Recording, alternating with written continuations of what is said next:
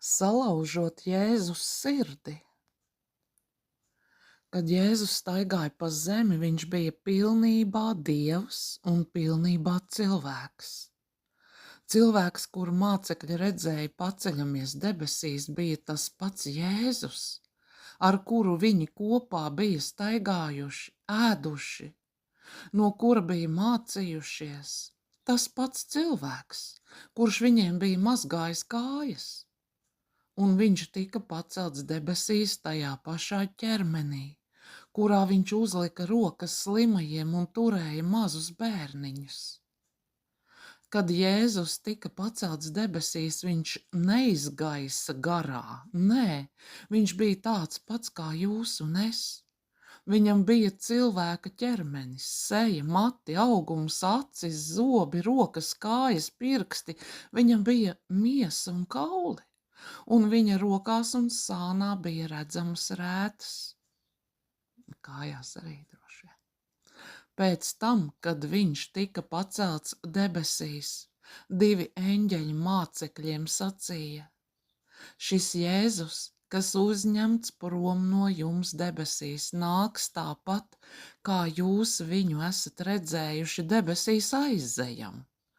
Apustuļu darbi 1:11. Citiem vārdiem sakot, viņš aizgāja debesīs kā cilvēks. Tagad viņš ir godībā kā cilvēks, un tādā pašā veidā viņš atgriezīsies kā dievs un kā cilvēks. Un kad viņš atgriezīsies, mēs tāpat kā mācekļi viņu pazīsim kā cilvēku un kā dievu. Pašlaik debesu mājoklī Jēzum ir miesa, kurā viņš staigā, rada un valda. Patiesībā viņš ceļ pilsētu kā dāvanu savai līgavai. Arī tā nonāks no debesīm un būs tikpat taustāma un reāla kā zeme, pa kuru mēs staigājam. Tajā būs ielas, sienas, vārti, mājas, viss, ko var sataustīt un sajust.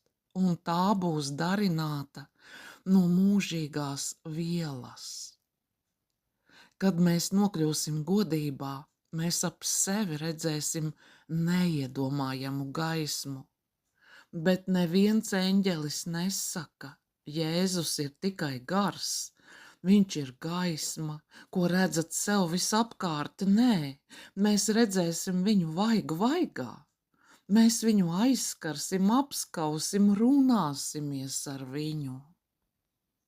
Viņš būs kopā ar mums mūžīgi, jo viņš ir Dievs, kuram ir ķermenis. Viņš spēlēsies ar bērniem, un viņš būs mūsu skolotājs mūžībā, atklājot visas viņa radības noslēpumus. Šis cilvēks, kurš tika uzņemts godībā, Jēzus Kristus, tagad ir Dievs cilvēka ķermenī. Mums ir cilvēks godībā, un viņš tur aizgāja ar visām cilvēciskajām jūtām. Viņš neatmeta savu cilvēcīgumu, kad tika pacelts debesīs. Nē.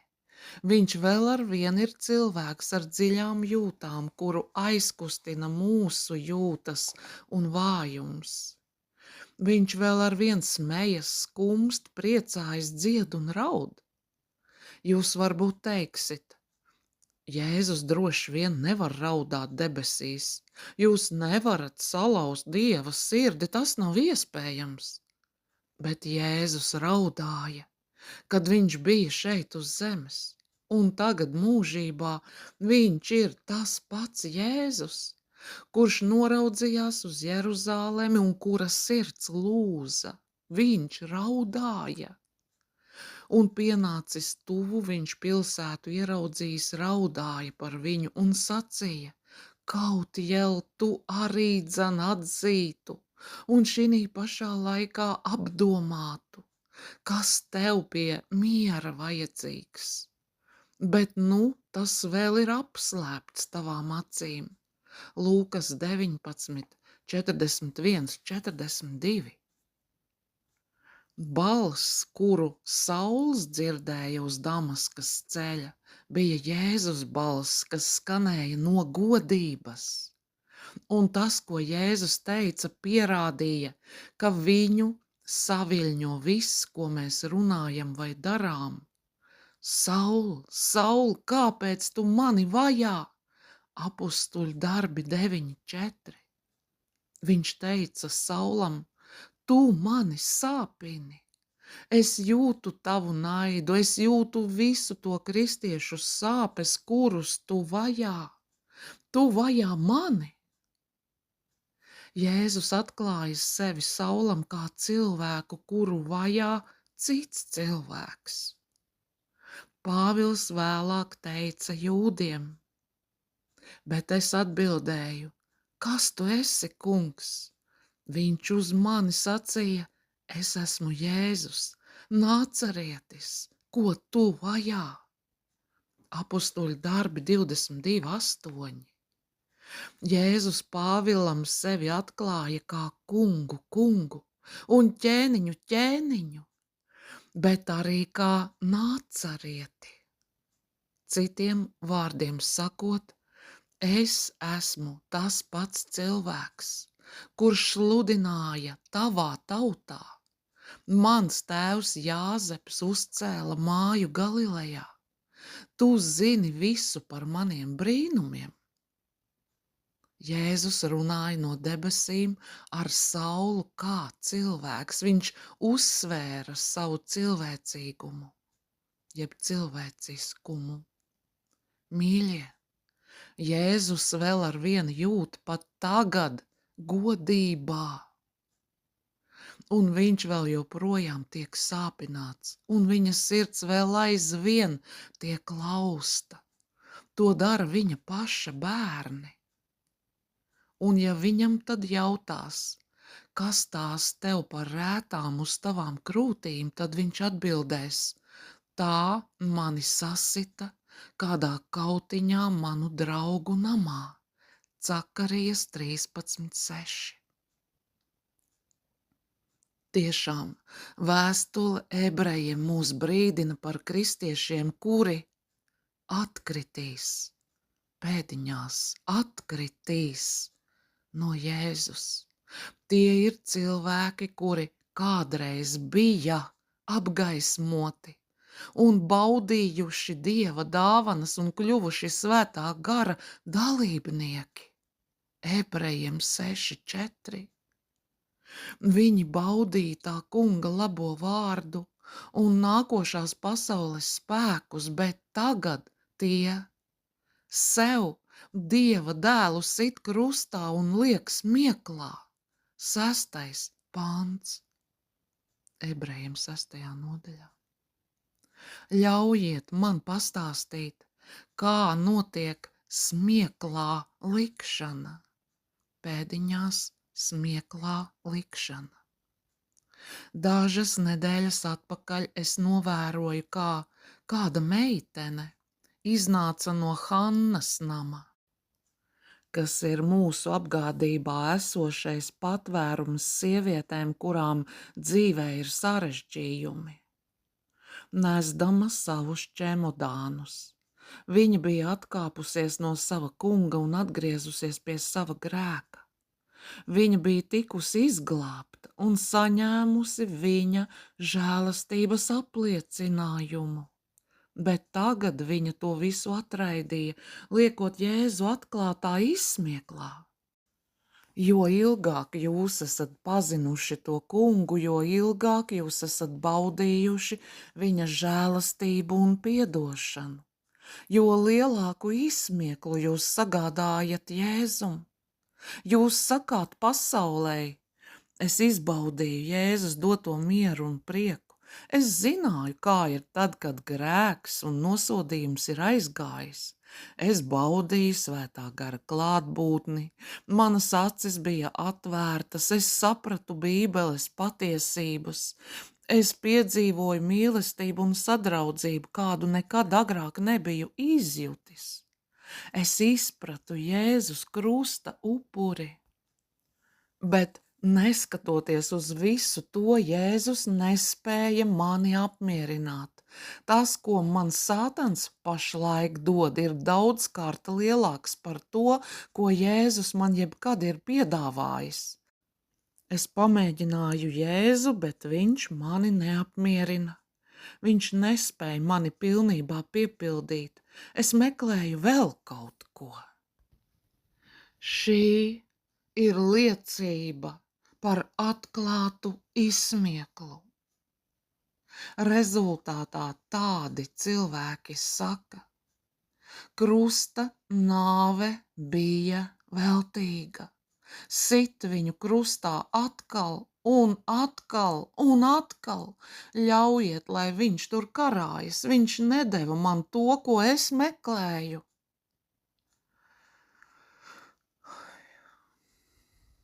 Tie ievaino Jēzu, atklāti viņam izrādot savu nicināšanu, bet viņi par to nekaunās. Viņš kaunās. Raksti saka, vai tad jūsu tēvi atrada kādu netaisnību manī, ka tie atkrita no manis? Jeremijas 2:5. Ko es esmu tev nodarījis, mana tauta, un ar ko es tevi būtu apkaitinājis? Mihas 6:3. Bet kā ar tiem, kuri neatkrīt? Ir daudzi šodien, kuri sevi sauc par ticīgiem. Tie regulāri iet uz baznīcu. Tie domā par sevi, ka ir patiesi glābti. Patiešām mūsu draudzes ir piepildītas ar šādiem kristiešiem, un tomēr arī tie pastāvīgi ievaino Jēzus sirdi. Es biju paradis domāt, ka es ievainoju Jēzus sirdi caur savām kļūdām, grēkiem un neveiksmēm. Es vienmēr biju baidījies no netikumības, laulības pārkāpšanas, materiālisma, viņa vārda necieņas un tā tālāk. Grēkos, par kuriem baznīca patiesi uztraucas. Protams, ka mums jābēg no netiklības un jebkura veida miesas grēka. Dievs ir teicis, ka viņš tiesās tos, kas dara šos grēkus, bet tie ir primārie grēki pret mūsu pašu miesu. Kas netiklības grēku dara, grēko pie savas paša miesas. 1. Korintiešiem 6:18. Šie grēki nekavējoties saņem sodu šeit, pat virs zemes. Vainas izjūtu, grēka atklāšanos, pazuduša cilvēka reputāciju, šķiršanos, sāpes, aids, pat nāvi. Šie grēki noved pie salauztas sirds, vientulības nosodījuma. Un viss tas sagādās sāpes jūsu pašu miesai. Bet kristietis var sēdēt baznīcā, neizdarījis nevienu no šiem grēkiem un tomēr laust Jēzus sirdi. Grēki, kas ievaino viņa sirdi, tiek izdarīti pret mīlestību. Es tos saucu par grēkiem pret mīlestību. Redziet, katrs ticīgais ir Kristus līgavas loceklis. Bībele mūs salīdzina ar sadarinātu līgavu. Mēs esam solījušies apprecēties ar Jēzu Kristu. Pāvils teica, jo es esmu iededzies par jums ar dievišķu karstumu. Es jūs esmu sadarinājis, lai jūs pievestu vienam vīram Kristum, kā šķīstu jaunavu.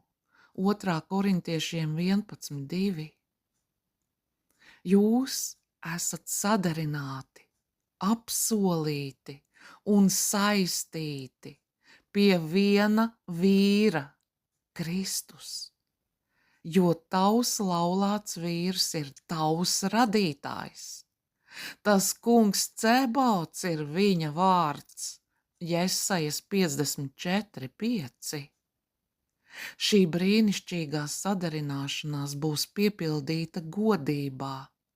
Tā jēra kāzu mīlestā. Mēs būsim laulāti ar Jēzu visā mūžībā. Bet mēs līdzināmies arī nospiestai, bezcerīgai, negribētai sievietei, jo tas kungs sauc tevi atpakaļ kā atstātu laulātu draudzeni un sirdī dziļi noskumušu sievu. 6. pants, Jesajas 54. nodaļā. Jēzus jūs atrada, notīrīja, apģērba jaunas drēbes, lūdza, lai jūs savu dzīvi un mīlestību apsolītu viņam, un jūs teicāt jā. Tad Jēzus jūsu pirkstā uzvilka gredzenu, deva jums savu svēto garu. Jūs atstājāt visas vecās mīlestības un ceļus. Jūs teicāt, Jēzu, tu esi mana mīlestība, tu esi mana nākotne, mans vienīgais. Es mīlu tevi no visas sirds, es būšu patiesa, es būšu uzticama. Bet jūs pastāvīgi ievainojat viņa sirdi, un viņš par to raud. Jūs jautāsit, es ievainoju Jēzus sirdi? Es viņu pielūdzu, es mīlu viņa vārdu, kā es varu ievainot viņa sirdi? Atļaujiet man attēlot 3 ceļus. Kā jūs šobrīd varat ievainot Jēzus sirdi? 1. ceļš – nevērības grēks. Nevērības grēks. Jēzus izjūt to pašu, ko jebkurš sadarināts cilvēks pret savu nākamo līgavu. Viņš pārdzīvo tās pašas sāpes, ko jebkurš cilvēks, ja viņa mīļotā, pastāvīgi viņu slavētu, atkal un atkal atkārtojot, es mīlu tevi, bet īstenībā neizrādītu tam nekādu uzmanību. Ko līgavains domātu, ja viņa nākamā līgava to uzaicinātu savās mājās, nosēdinātu istabā un tad darītu tālāk savu darāmo? Rosītos pa virtuvi, slaucītu māju, pārmainītu gultasveļu, bet ik reiz neteiktu viņam ne vārda? Viņa varētu, protams, atrunāties. Jā, bet viņš pastāvīgi ir manā prātā. Es esmu dzirdējis, ka cilvēki saka tieši tā par Jēzu. Viņš visu cauru dienu ir manā prātā, lai ko es arī darītu. Bet viņš var būt jūsu prātā, un tomēr jūs viņu varat pilnīgi neievērot. Tieši tāda ir nevērīga izturēšanās. Un līgavas tās sauktā mīlestība ir meli. Viņa var teikt savam sadarinātajam, ka patiesi viņu mīl, bet viņas darbība pierāda pretējo. Pretējā gadījumā viņš viņas dzīvē būtu galvenais. Tas kungs jautā, vai tad jaunava aizmirst savu rotu un līgava savu grezno jostu? Bet mana tauta ir mani aizmirsusi jau kopš visai senām dienām. Jeremijas 2:32. Arī Dāvids teica, ka Izraels ir aizmirsis to kungu. Viņi aizmirsa Dievu, savu glābēju, kas lielas lietas bija darījis Ēģiptes zemē. Psalms 116:21. Tas kungs bija izteicis savas sāpes rakstos, lai visa pasaule būtu spējīga to saskatīt. Viņš bija atklāti pateicis: mana tauta līdz pat beidzamajām dienām izturas pret mani nevērīgi. Katra paudze to ir lasījusi. Bet kāpēc tam kungam būtu jāstāsta visai pasaulei par tādu nevērību? Vai tad mīlētāju domstarpības nevajadzētu noklusēt?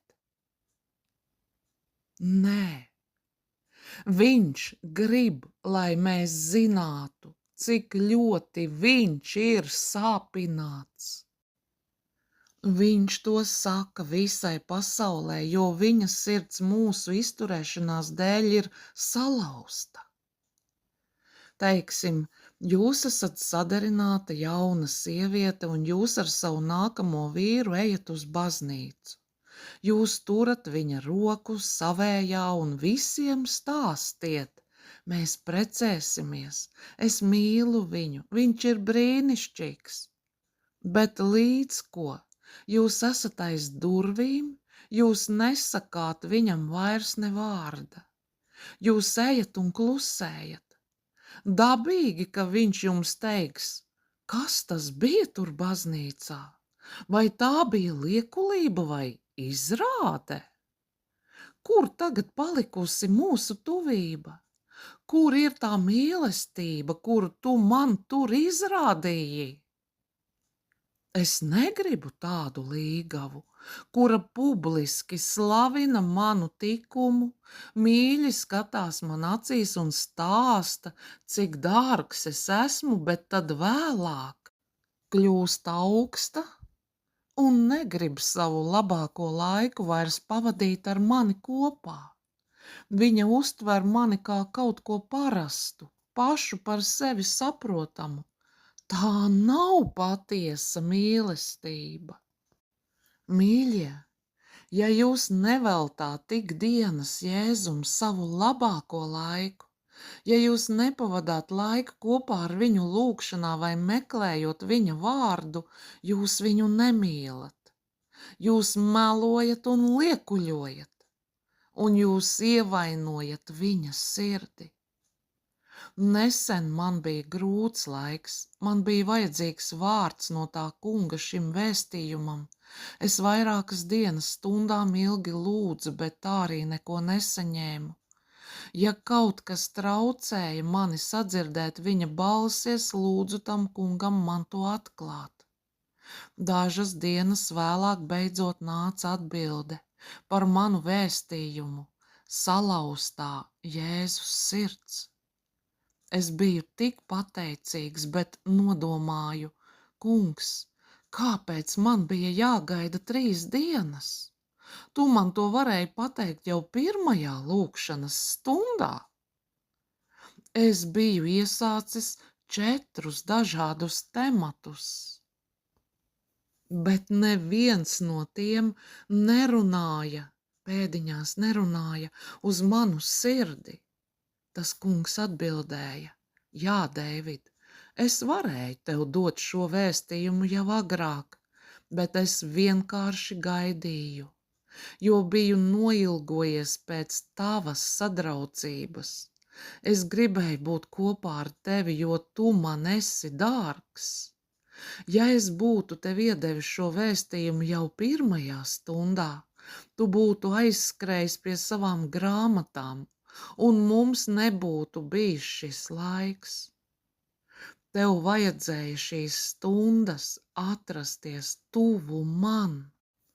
Es zināju, ka mana klātbūtne tevi stiprinās, un tā es gaidīju, kamēr mūsu saruna kļūs man pieņemama, un tu ieiesi manā adusā.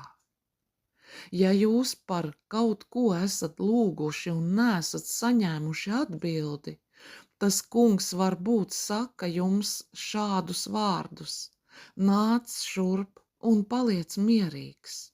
Es gribu pavadīt laiku kopā ar tevi, nelauz manu sirdi.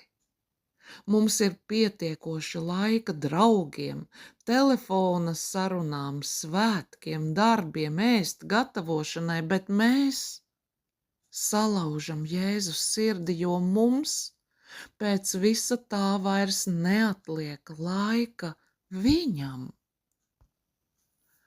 Otrais ceļš, kā jūs šobrīd varat ievainot Jēzus sirdi. Tātad otrais. Viņa krāpšanas grēks. Vēlreiz. Viņa krāpšanas grēks. Pie durvju stenderes tu piestiprināji savus elka dievu teikumus. Jo atkritis no manis tu kāp augšup savā plašajā nometnē, tu vienojies ar tiem un mīli viņu nometni, kur tu to atrodi. Kad tu noguri savā garajā ceļā, tu tomēr nesacīji, velti, tur nekas neiznāk, bet tu meklēji sevī jaunu spēku, tādēļ tu nepaguri. Jesajas 57, 8 un 10 pants. Šīs ir mūsu Kunga salauztās sirds smagās nopūtas. Viņš saka, jūs mani krāpjat, jūs esat atraduši kaut ko citu, jo es jums esmu apnicis. Es pazīstu kādu jaunu, kristīgu vīru, kurš dievināja savu sievu. Viņš bija tik laimīgs ar viņu, bet pēc kāda laika viņa sāka pret viņu nevērīgi izturēties. Viņš par to nemaz nesūdzējās. Tad kādu dienu viņš saņēma savā dzīvē vislielāko triecienu. Viņa tam pateica, ka satiekoties ar citu vīrieti, viņa teica, es gribu tikt no tevis prom, es precēšos ar kādu citu. Viņi izšķīrās kādus 8 gadus atpakaļ.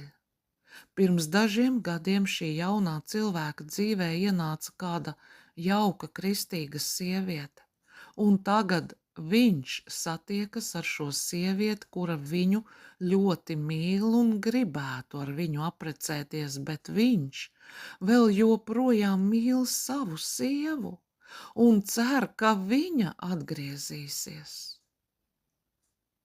Es lietoju šo piemēru ne jau tāpēc, lai apspriestu laulības pārkāpšanu. Tā nav krāpšana, par kuru es runāju. Es runāju par Jēzus krāpšanu, par garīgo laulības pārkāpšanu. Tie, kuri nevērīgi izturas pret Jēzu, kādu dienu viņu piekrāps. Pat tā mazā mīlestība, kas tiem pat laban ir, nomirs, un viņos ienāks mīlestība uz kaut ko citu. Kas ir šī mīlestība uz kaut ko citu? Tā ir mīlestība uz pasauli un tai piederošām lietām. Bet Dieva vārds saka, nemīliet pasauli, nedz to, kas ir pasaulē. Ja kāds mīl pasauli, tad viņā nav tēva mīlestības. 1. Jāņa 2,15. Jūs varbūt atbildēsit, es nemīlu pasauli. Es nedzeru, nesmēķēju, nelādos un neskraidu apkārt. Es esmu labs ģimenes loceklis. Bet jūsu cita mīlestība, pēdiņās cita mīlestība, var būt jūsu darbs, karjera, lai tas arī būtu, kas būdams. Ja tas aizņem jūsu laiku, domas, enerģiju, tas kļūst par jūsu pirmo mīlestību. Jums nav laika Jēzum. Un jūs krāpjat Jēzu, atdodot sevi visu darbam, bet tas paņem no jums arī visu pārējo. Jūs iebildīsit, bet es gribu iekārtot savu dzīvi. Jā, bet par kādu cenu? Par dvēseles cenu? Par jūsu mīlestības uz Jēzu cenu? Jums gribas šīs pasaules lietas, citādi jūs mazāk veltītu tām laiku. Pāvils teica, ka pat mācība var būt cita mīlestība. Jūs var ievilināt slazdos viltus evaņģēlijs, ka jūs tos sākat mīlēt vairāk nekā Kristu. Jo es esmu iededzies par jums ar dievišķu karstumu. Es jūs esmu sadarinājis, lai jūs pievestu vienam vīram Kristumu kā šķīstu jaunavu. Es baidos, ka čūska nesamaitātu arī jūsu prātus un nenovērstu no Kristus vienkāršības un skaidrības. Jo, ja kāds nāk un sludina citu Jēzu, nekā to, ko mēs esam sludinājuši, jeb citu evaņģēliju, nekā ko esat saņēmuši, tad jūs to labprāt paciešat. 2. Korintiešiem 11, 2-4. Sargieties no tiem, kas jums grib uzspiest mācības. Tie sludina citu Jēzu, gribēdami, lai jūs iemīlētos viņu mācībā. Tā ir kļuvusi par viņu mīlestību. Bet Pāvils brīdina, ka mums jāseko nevienam citam kā vienīgi Kristum un vēl pie tam krustā sistajam. Viņš teica, nenovēršaties no Kristus vienkāršības un viņa evaņģēlija. Ņujorkā ir kāds kults, kas pievelk tūkstošus. Tie cilvēki nemīl Jēzu. Viņa mīlestība ir ūdens kristība. Viņu mīlestība ir ūdens kristība. Viņi saka, jūs varat mums pievienoties tikai saņemot ūdens kristību. Jūs nevarat būt glābti, kamēr nenākat uz mūsu baznīcu un neiet caur mūsu ūdens kristību. Tie sūta cilvēkus uz otru pasaules malu, lai tikai nokristītu kaut vienu cilvēku. Es ticu ūdens kristībai, un es ticu, ka ikvienam kristietim jātiek kristītam, bet šīs grupas evaņģēlijs vispār nav par Jēzu, tas ir par ūdens kristību. Viņu runas nesaplūst kopā mīlestībā uz Jēzu. Tās grozās ap citu evaņģēliju, ap citu Jēzu. Ir kristieši, kuri vēlas runāt tikai par savu draudzi vai mīļāko mācību. Bieži viņu skolotāji tiem nozīmē vairāk nekā Jēzus. Tie ir atstājuši Kristu kaut kur aiz stūra, un tie viņu krāpji, jo tie ir salauzājušies ar kādu mācību. Un es arī pazīstu kristiešus, vīrus un sievas, kuriem to laulātais draugs atstāja Jēzu. Tā ir viņu cita mīlestība. Tie ir tik aizraušies ar saviem dzīvesbiedriem, ka faktiski viņu dēļ tie grēko. Viņu dēļ tie grēko. Tie kopā ar viņiem iedzer un apmeklē klubus, noniecina Dieva namu un lūgšanas spēku. Tie vairāk paklausa savam laulātajam draugam nekā Kristum. Ja jūs pielūdzat savu vīru vai sievu, jūs krāpjat Jēzu, jums ir cita mīlestība. Es nekad neaizmirsīšu vienu no pirmajiem jaunatnes misijā izglābtajiem narkomāniem. Viņa vārds bija Džozefs, un viņš bija briesmīgs. Viņš sita savu sievu un negribēja pazīt savu bērnu. Viņš zaga no mājām visu, lai tikai varētu iegādāties narkotikas. Džozefa sieva lūdzās mani, lai mēs pieņemtu viņu mūsu centrā. Mēs to izdarījām, un viņš tika brīnišķīgi izglābts. Viņš atbrīvojās no narkotikām, un 3 mēnešus vēlāk devās uz mājām ar bībeli padusē un ar smaidu sejā. Bet pēc nedēļas uzturēšanās mājās Džozefa sieva viņam teica: Tu man agrāk patiki labāk, kad biji narkomāns, un viņa, izgājusi no mājas, nopirka 3 paciņas heroīna, nolika tās uz galda un teica: ņem! Viņai bija cita mīlestība, pēdiņās cita mīlestība, viņas pagātnē neizglābtais vīrs. Ak, vai. Un 3. Deivida Vilkersona attēlotais ceļš, kā jūs šobrīd varat ievainot Jēzus sirdi. Tātad 3. Neticības grēks par to, ka Jēzus vēlas savai līgavai vislabāko un viņš dara visu tās labā. Vēlreiz.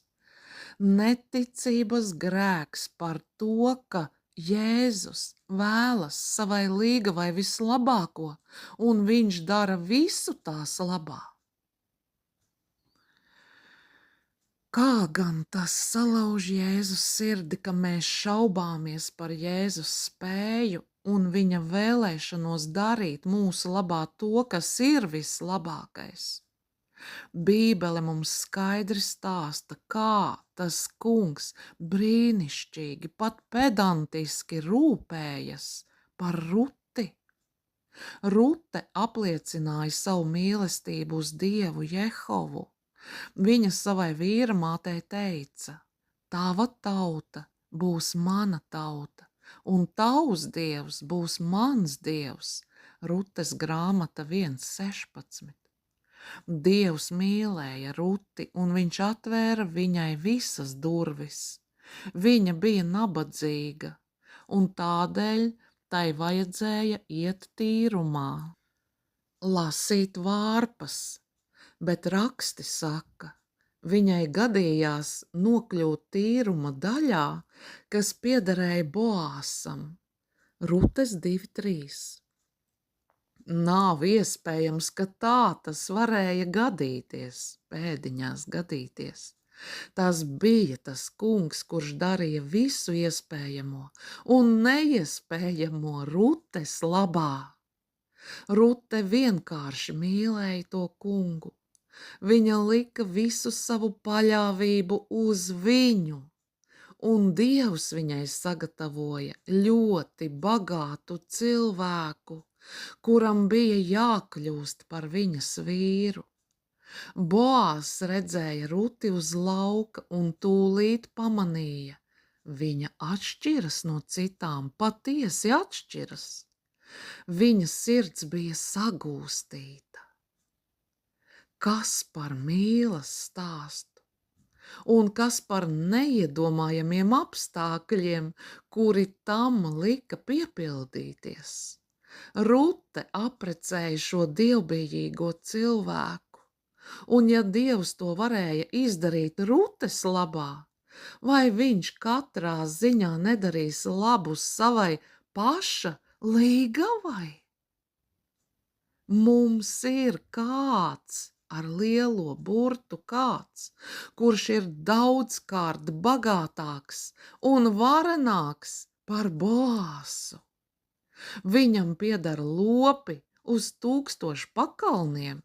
Viņš zina visu un spēj izdarīt visu, un viņš mīl savu līgavu. Jā. Tas kungs izdarīja jūsu dzīvē visu, lai jums būtu maksimāli labi. Tas viņam sagādā lielu prieku, pat ciešanās un bēdās ik viens, kurš mīl Jēzu, saņem viņa pilnīgu uzmanību. Vēlreiz šo teikumu. Pat ciešanās un bēdās ik viens, kurš mīl Jēzu, saņem viņa pilnīgu uzmanību. Bet bēdīgi ir tas, ka mēs vienkārši neatdusamies tajā.